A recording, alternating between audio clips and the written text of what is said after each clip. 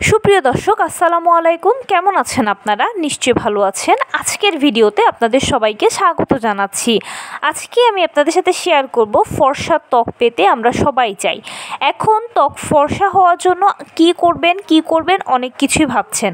আজকে আমি খুব সহজ এমন 3টি উপকরণের কথা বলবো, যে উপকরণগুলো আপনি যদি 2 সপ্তাহ রেগুলারলি ইউজ করেন তাহলে ইনশাল্লাহ দেখবেন যে আপনার ত্বক সুন্দর হতে বাধ্য।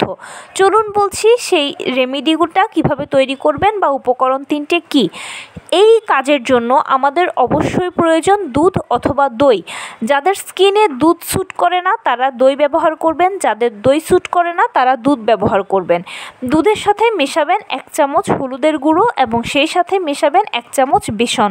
এই 3টে একসঙ্গে পেস্ট করে খুব ভালোভাবে আপনি আপনার মুখে অ্যাপ্লাই করবেন এবং কিছুক্ষণ এটাকে শুকোতে দেবেন।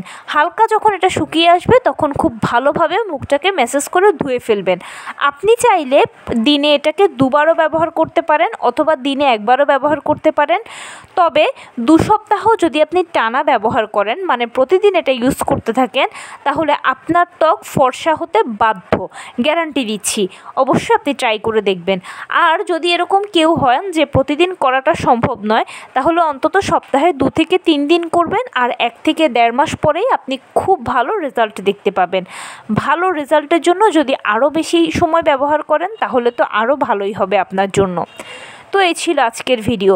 কেমন লাগলো বলুন। যদি ভালো লেগে থাকে ও হেল্পফুল হয়ে থাকে তাহলে প্লিজ লাইক, কমেন্ট, শেয়ার করতে একদম ভুলবেন না। আর সেই সাথে আমার চ্যানেলটিকে সাবস্ক্রাইব করার বিনীত অনুরোধ রইল।